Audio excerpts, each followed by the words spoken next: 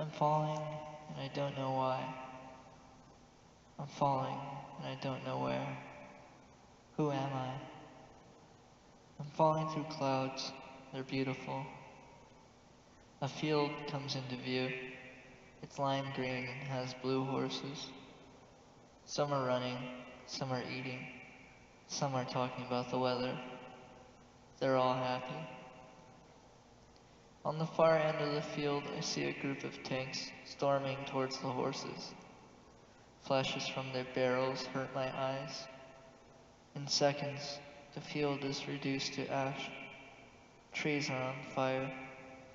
Scattered remains and feces of those happy blue horses cover the field. The tanks continue on.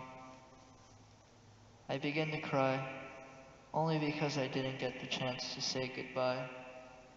I'm floating in the sky as if held by strings. I get guided away from the white tanks and the burning field and the blue horses and feces. I'm floating above a small village with orange houses that have yellow tile on the rooftops. Outside of the houses are little syrup-colored people who look like waffles. Out of one house comes a red lobster wearing a bib, holding a knife and fork. It's too fast for the waffles. They can't roll fast enough to get away. It takes a hold of them with its lobster claws and impales them on a stake in the middle of the village. I want to help the waffle people, but I'm unable to move. The whole village was impaled. The lobster took its sweet time eating all of them, pausing to wipe its face with its bib like a gentleman. He devoured every man, woman, and child. He noticed me, my face full of disgust. 2 years ago, this cult of village waffles kidnapped and ate my family. He pulled out a picture from his top hat, a family portrait of him, his wife, and 6 little children, 2 in white dresses, the rest in suits. They looked so happy. They made me watch as they raped my wife and children. All of them. All of them. He began crying, shoving more pieces of waffle into his mouth. I couldn't say a word. My mouth opened, but nothing came out. This is justified, right? This is justice. This is justice. His bib read Bobby. He continued to cry, shoving more pieces into his mouth, crying. The air was quiet. No birds sung in the village surrounded by trees. I drifted away.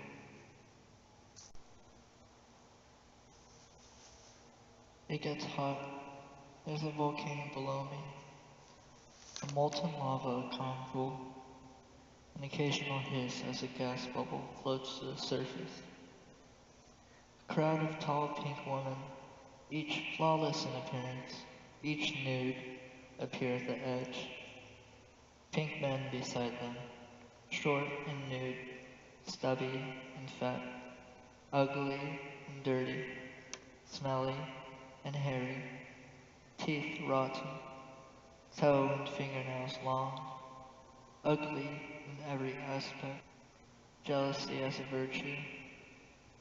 They snarled and hissed, grunting as they held spears. The women hopeless, in complete surrender as the men touched each one. Not a single tear fell from their eyes as they were befouled in each and every way. Blood and feces smeared over each one. I didn't understand why they didn't jump into the volcano and end their suffering. Each woman embraced the men, their spears dropping with a thud. They stared into the men's eyes. The smiling men were pulled over the edge. As they fell, the woman whispered, I sacrifice my purity. I surrender all that I hold dear in the name of love, my wild mountain man. A tear fell down their face as they hugged tightly, their bodies melting. Silence as they became one. I floated there. Nothing remained but blood, feces, and spears, footprints scattered on the floor. Anyone who arrives on this volcano top will have only imagined the murder. No one will ever know what really happened. Why me? I floated past rivers, past plains, over mountains, across so much land, to the ocean. Nothing but water and ocean, endless ocean. I was in the sky, staring down at the water, clear as glass. I could see every purple dolphin, the gray tentacles of a giant squid, the peaceful sea creatures as they swam and sung and laughed and played, the happy fish got swallowed by darkness. An oil rig is on fire, letting out orange smoke. A sea of dead fish floats to the surface, the wailing screams of a giant squid choking to death, blinded and suffering. All of them dead, all of them. Why me? I float away, up and up, far away. I pass those beautiful clouds once more. I'm in outer space now, the silence killing me.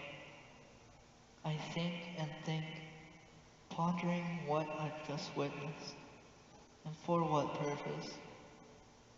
I become lost in thought. I sit cross-legged for the longest time, eons, centuries, hours. Time is an illusion. To measure it is impossible, for time is infinite. Time is nothing. Deep within myself, I find something beautiful. I find peace. Take me to the next place, please. I think I'm starting to understand. Immediately, I began to drift back down to that violet planet, back through those beautiful clouds, onto the edge of a giant hill. On top of the hill are a bunch of children in orange dinosaur costumes. They take turns rolling down and roaring.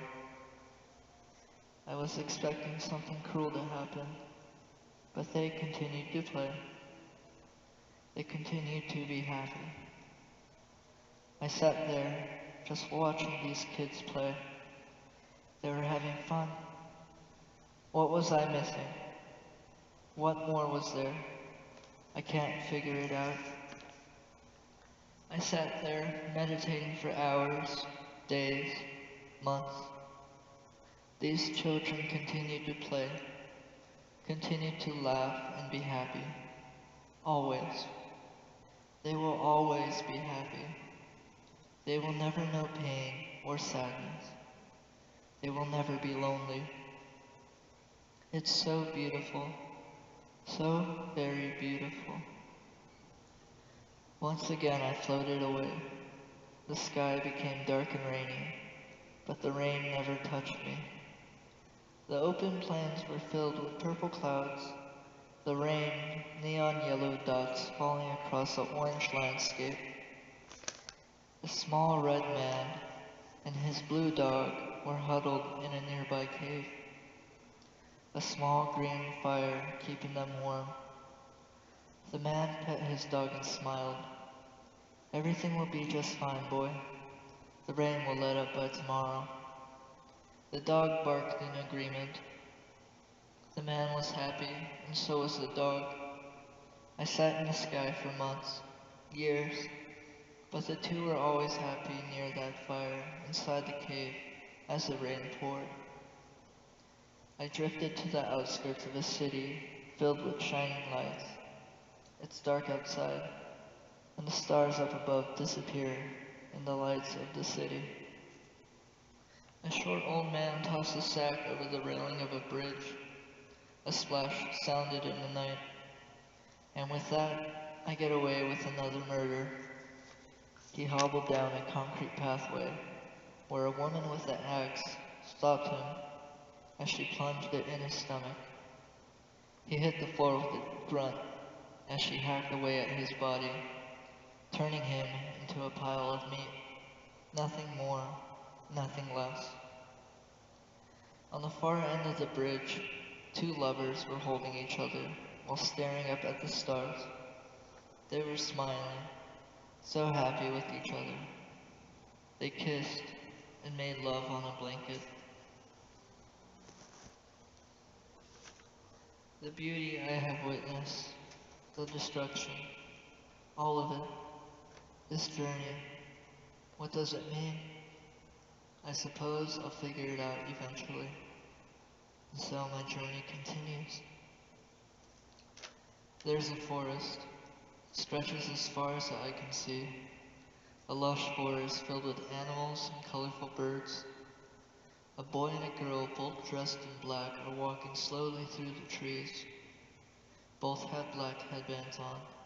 Their boots stopped at their knees.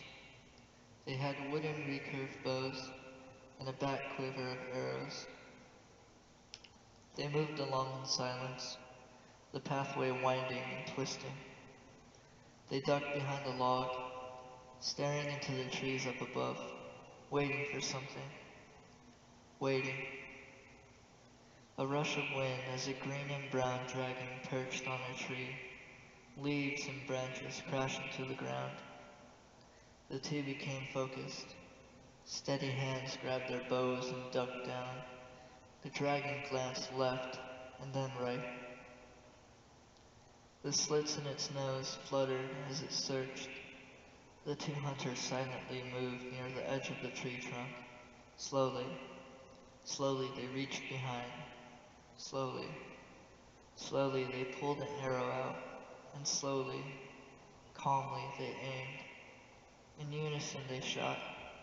The arrows left their mark in the dragon's chest, who roared and flapped its wings.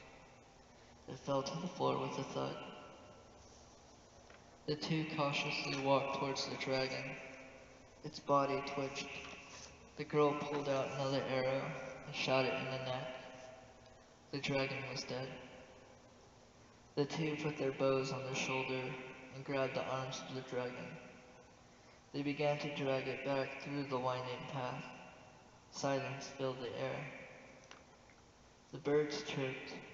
The lush forest was beautiful, and the two continued to walk. After some time, they arrived to a great redwood tree.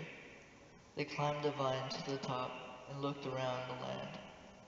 There was nothing but forest. Miles and miles of forest. There's a small opening in the trees. The boy pointed off into the distance. We could stay there for the night. The sun seems high in the sky. Why are they seeking shelter? They climbed down and dragged the dragon towards the spot. Once there, they pulled out a large sharp knife and began to cut their dragon open. They made a small fire and began to eat.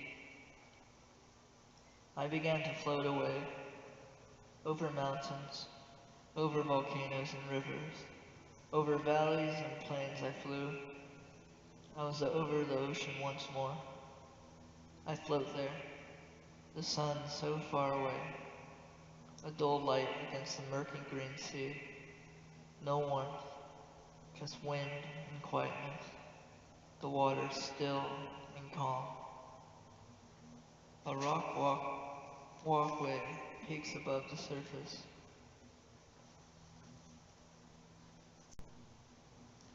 A rock walkway peaks above the surface. A mermaid, more fish than anything, sits upon the rock, pondering life. It looks up at me and grins. Life and death, what are they? I sat down on the rock. I don't believe I have that answer. Its tail moved back and forth from the water below, a swish swish noise in the air. Well, that's a shame. I guess all there is to do is sit on this rock and ponder the many questions that cannot be solved until my passing. But even then, there's a slim chance that anything can be done, and thus the riddle begins all over again. I guess we'll never know. I stared out into the horizon, at the endless sea before me. Oh, but you will someday, I am sure of it.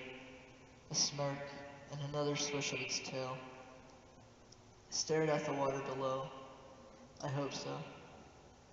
It pulled some fishing line from the rock and put one of its scales through. A gift for you, my friend. Please never forget me. I don't understand. I tied the line around my neck. The scale was hard and smooth. It gleamed many bright colors. One day I will return to this planet, and none will remember me. None will know I ever was here, sitting on this rock, pondering the many reasons we are here. So please, remember me. Please, remember. It looked so sad. What is your name? I am Tara. I thank you so much. I smiled. I stared up at the clear, light purple sky. I will remember you, always, Tara. I began to float once more. The rock faded and was replaced by the soft sounds of a river.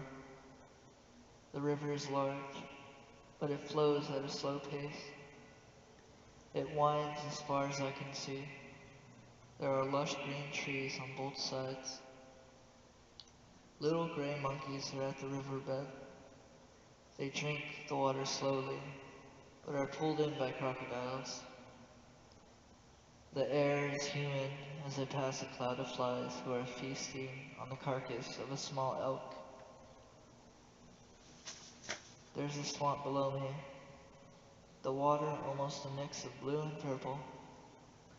Trees are deeply rooted beneath the water, their branches thick and bulky above. A lizard dashes across the surface and climbs a vine. Colorful birds fly up above. A dragonfly kisses the surface of the water and rests on a tree. I begin to drift away once more.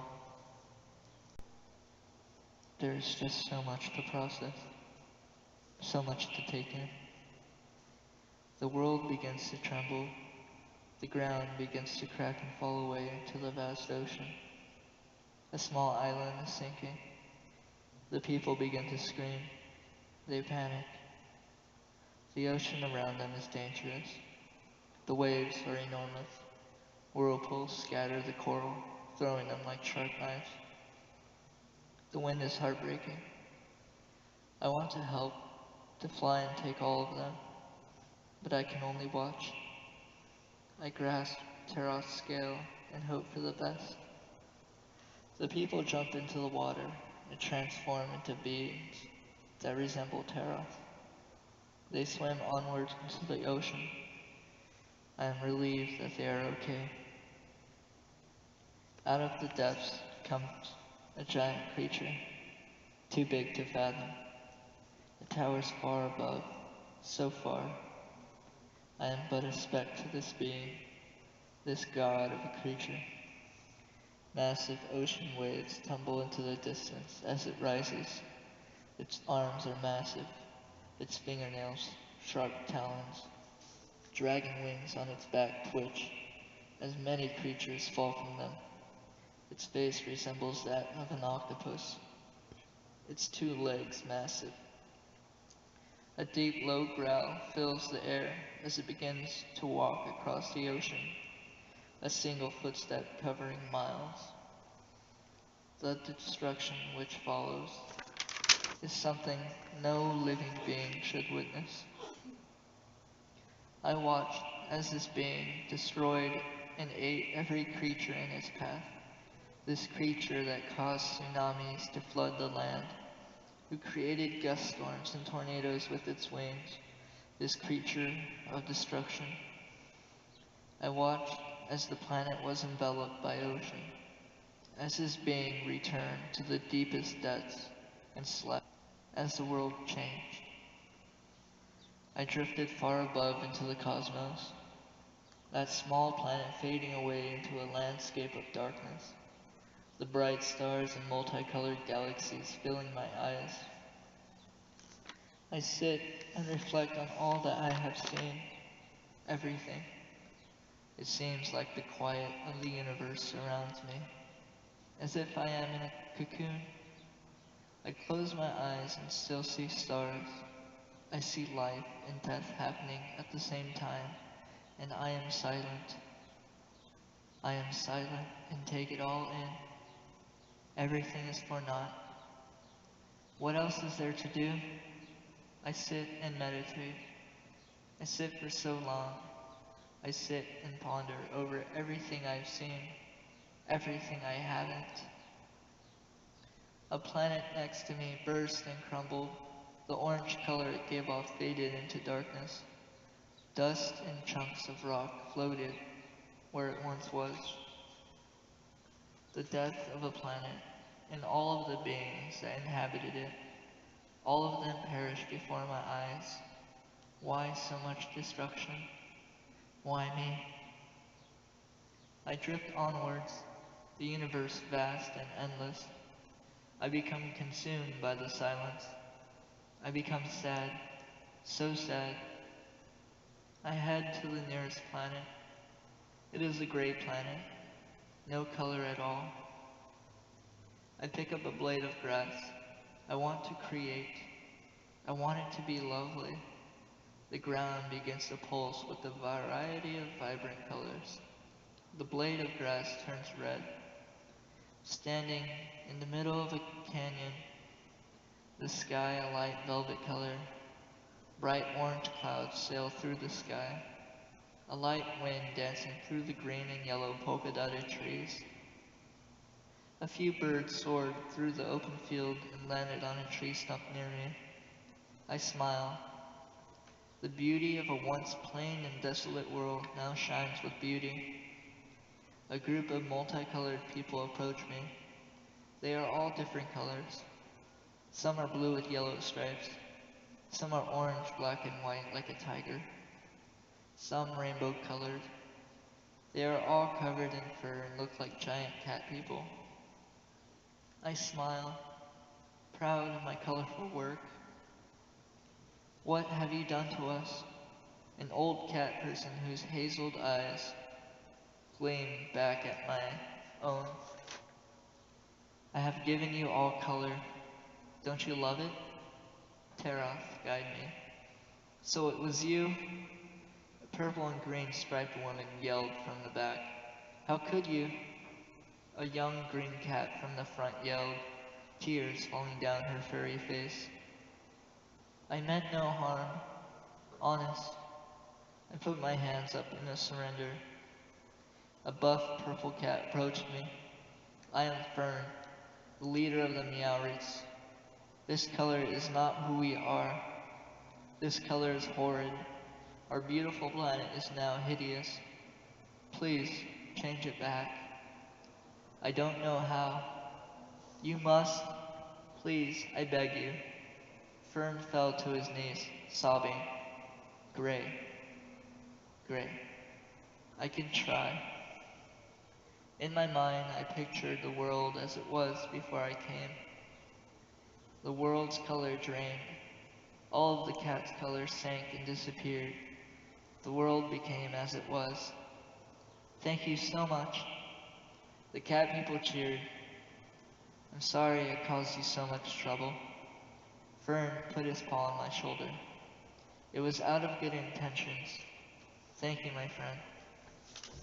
The pleasure is all mine. I must leave you now. Goodbye, Creator. Come by any time you wish. I waved as I floated away from that beautiful gray planet. I float onwards in search for something. What? I do not know. I appear at a small red planet. I drift downwards and find myself standing in a small village. Small huts are made out of straw. The floor is dirt. Women are sitting in a circle, listening to the elder speak. My sisters, there is a plague haunting men, an evil spirit that causes them to want flesh, to devour everything in sight. Her dark blue face paint a series of patterns, her light blue eyes shining fiercely, her blonde hair long. She stood 6.5 feet, 5 inches shorter than myself, spear in hand, dressed in a short tunic, Trojan-like sandals, and cloth covering her breast. The other women were wearing the same. What shall we do? We will devour them with fire. As we speak, they are making their way up this mountain in search for food. We will light their dry fields as they rush up our trails. Grab your spears, sisters. May be our last. The woman let out a shriek, hollering and baring their teeth, hissing. The elder looked at me. Thank you for guiding us, wise one. I am humbled that you've come. Please, watch from the sky, lest an evil spirit attack you. Please be careful. I floated above the village. Many men in tribal attire sprinted from the side of the mountain, dashing through the field. 5 of the best runners dashed with torches in their hands, creating a trail of fire, cutting off the men. The field ablaze, the women sprinted back and grabbed their spears. 20 women warriors against 50 burning, sprinting men. We must cut off their heads. The elder held a double-sided warhammer. Fear no evil, sisters. The women charged. The elder smashed 3 with a single swing as they gnashed their teeth, trying to eat the woman. The battle ended with a final smash of a head. Sisters, regroup. The women gathered around. Not a single one fallen. Their village was ash now. I drifted back down, near the elder. What will you do now?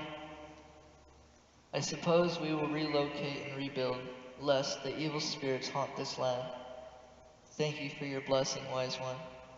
They all bowed. I am so glad you are safe. Really. I waved as I floated upward, the woman walking away, flame and smoke in the background. The elder blows me a kiss. I float onward into the stars. Planet after planet, star after star, I drift onward, deep in thought. What was the purpose of it all? I continue onwards in search of answers. On a small blue planet, I watch as a boy and girl swing on the swings at a playground near an open field at an elementary school. The air is crisp and the moon is red. The lights are dull. The trees, a dark silhouette of trees. Their branches reaching for the stars.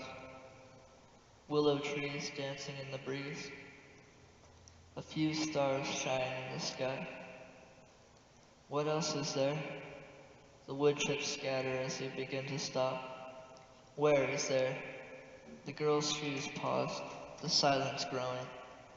Everywhere is there, and there is everywhere, everywhere. The boy smiled, his brown eyes glowing in the reflection of the lights.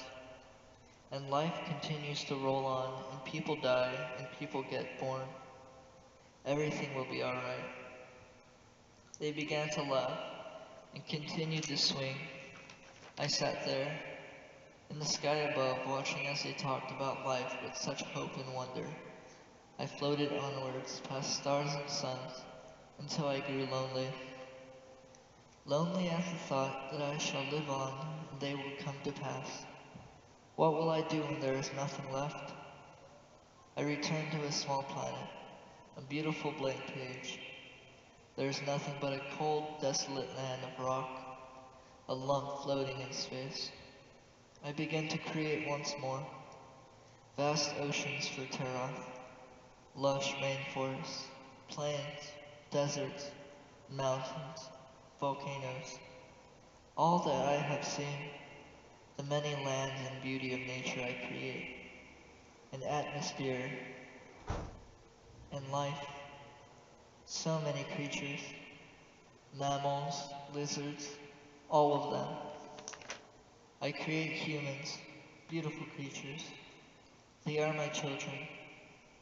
This planet is my first creation. I am so happy. I teach my humans how to talk, eat, sleep, hunt, how to live. After time, so much time, I bid them farewell and promise to return. I then leave my beautiful planet and head for another, hope in my being. I hope they can find solace in the beauty of all that I've seen. Onwards I drift, onwards. I stop at a smoldering planet full of lava and volcanoes. A giant centipede burrows in the lava, swimming in the vast hot river of flame, covering the land. The sky dark and soot falling down lightly. An 8-foot lizard runs across the river on its 2 hind legs. It leaps and pounces a great dragonfly. The beauty of this flame world surrounds me. I smile. Was it me who created this long ago? Where can I find answers? I have been searching for so long. Does this journey ever end? A place where I can sit and ponder all that I have seen, all that I have done. Where shall I go now? The possibilities are infinite. Terath, guide me. I rubbed the scale. It radiated with energy. A cool feeling calmed my mind. I drift onwards in search for answers. I realize that not all planets are beautiful. I drift towards a dark planet. It is always dark here. I float above in the sky. Are you prepared to see what I see? In a dark street corner, a prostitute shrieks as she is shoved into a car. Her skirt is ripped off. She struggles and sobs, clawing at her attackers. One of the men punches her in the mouth, her lip bleeding, her makeup smeared, a punishment, torture. They begin to rape her violently. She's used to this life. She's been doing this for years. Her eyes glaze over, her body cold and rigid. She accepts her fate. The car stops at a beautiful 2-story house and pulls into the garage. The 2 men in the back duct tape her mouth and carry her into the basement. The driver pours 3 glasses of wine. He smirks. Such filth deserves punishment. The prostitute is tied up, naked with her hands above her head. One of the men is having his way with her. She's on so many drugs. Her consciousness fading in and out. Should I end her life? Should I end theirs? Would it be justified? What is right? What is wrong? From the men's point of view, she is scum that deserves to be punished. She doesn't mind, as long as she gets paid. It was her choice. She called them. I watch as the men torture her with whips, knives, fire, chains, for hours. For weeks they torture her. She endured it all. Finally the man walks in. You kept your end of the deal. I will keep mine, for I am a man of my word. He untied her and let her take a bath. He provided her with new clothes and handed her a suitcase filled with money. $15 million? You'll never have to resort to prostitution again. She cried. Thank you so much. You're free to go, Maria. She took her suitcase and left. I followed her. as she started a new life of freedom and beauty, starting a family, giving her children everything, laughing and smiling, a beautiful home with beautiful friends, a beautiful life. During the day, she would sit on her porch and watch her dogs play in the yard. Her daughter would play in the dirt, her son playing guitar and singing, her other son playing baseball with his father, and his other sister, her daughter beside her reading, the life she always wanted, all of it coming true. All of this I saw in the light of her eyes, a flicker of hope, a moment so long, hope that it's just the drugs, an illusion of a deal struck, a hallucination, denial that this was not the end of her road, that she does not die in the basement of a beautiful two-story home, that she isn't raped repeatedly, cut, burned, kept alive by a thread. She dies with hope in her eyes. I can bear no more. I drift above the planet. My beautiful planet. Where did I go wrong? Taroth, let's start anew. I caused the oceans to rise higher, flooding the land, washing away the horrors. Why must it be this way? Where did I go wrong? I should have stayed longer, should have watched over them and showed them the right way. A life of beauty, of love, not to worship, but to respect all life, not religion, but a way of living.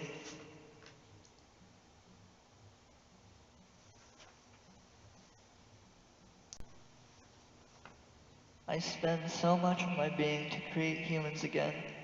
The trees, animals, land I keep the same, for that was perfection. I try again. I mix the dirt from the planet with my breath. I realize that they need love. A token, which means so much to me. Taroth, you shall never fade. I sprinkle a bit of Taroth's scale into the dirt. These humans shall be of the sea as well as the land. They will have love in their hearts and give thanks to the land. Give thanks to life in all of its beauty. Once again, I teach them how to live, hunt, talk, how to love. They began to call me the Great Spirit. I called them my children. They lived in small villages and lived each day in harmony with the plants and animals and trees. They laughed and danced around the fire at night, the many stars filling the sky. Drums and singing fill the air. I am happy. Taroth, if you could see your people. We live by the sea, and it is so natural for them to swim. They hunt fish with spears and rods. These children will live forever in harmony with the planet. They will always have each other, always enjoy life in all of its beauties. They will never be corrupt or sad. My people, my children I love so dear. O Taroth, they wear shell necklaces in your honor. You will never fade, my friend. You shall live on. I know you'll be happy to hear the news. I am overcome with the urge to visit Taroth, so I bid my people farewell and head for Taroth's planet. I float past stars, past suns and planets, past asteroids and emptiness. I don't know for how long, but I continue until I reach that ocean planet. I float over the ocean, over the waters, until I reach that rock. Back so soon, my friend? A smirk of jagged teeth. I am so happy. Taroth, I have traveled so far, for so long, and yet you are still here. His tail swished through the water. My friend, you are in control of everything.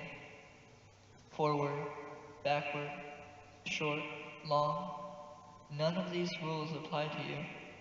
I am so glad you remembered me. Tears fell from his eyes. Throughout my whole journey, I kept you in mind. You have so many kin now. I made them out of dirt and your scale. They all give thanks and honor your name, for you have given them life. You will never be forgotten. I sat on the rock, staring out into the distance. I am so grateful. I thank you so much, wise one. I am so happy. Words cannot express my gratitude. I am so happy. I sit with Taros and tell him all that I have seen. He listens. He is so happy. We sit there for so long, sharing stories. Where to go from here? I do not know. I suppose time will continue, and time will end and start again. I must go once more. There's still so much to see, Taros. I wave as he swishes his tail. I will be here, waiting for your return, pondering life in all of its being. He smiled as I floated away, once more slipping through the many planets and stars. A burst of color fills the vast dark space as I watch two giant space squids fight, colored ink drifting around their bodies, shimmering many colors. Their tentacles spinning. One goes limp, the other begins to eat it. I continue to drift onwards. I see many shining lights coming my way, a cluster of comets. I grab a hold of one my size and wrap my arms around it. I zoom through space, being pulled along by the gravity of the many planets. I am so happy to be able to witness this. I passed by a giant planet so big it took up so much space, too massive to describe. I am filled with curiosity. I let go of the comet and land on that planet. Everything is massive, so massive. I begin to grow in size. As I walk above the trees, the giant trees are like grass beneath my feet. In the distance, massive creatures are in a circle, watching two bull-like creatures fight. They were full of rage, full of bloodlust. One got knocked on the floor, wailing in defeat. The group of 30 stopped to look at me, fangs snarling, fists clenching. A buff wolf stared me down. You want in? Drool falling from its mouth. I am filled with rage. Sounds like fun? I clench my fist, my hair flowing in the wind. A minotaur has a guitar in his hands. Another has wooden drums. The other is ready to sing. The guitar strings so big, the drums so big. The noise is very deep, like the bass, but 1,000 times lower and louder. And it's played fast, so fast. The lyrics are screeched. We begin to circle each other. The heaviest metal of the universe. Death, violence, hatred, rage. The heaviest metal of the universe. Death, violence, hatred, rage. The screeched voice booming with anger. He punches and I dodge. As I'm punching back, everything feels funny, as if I'm being sucked back to Earth. I have so many flashbacks. So many.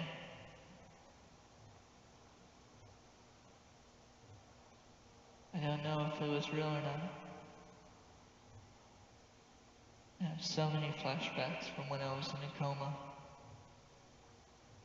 But I am glad I got to see what I did. And I wake up in a hospital. And everything is different. And all I can think about is her.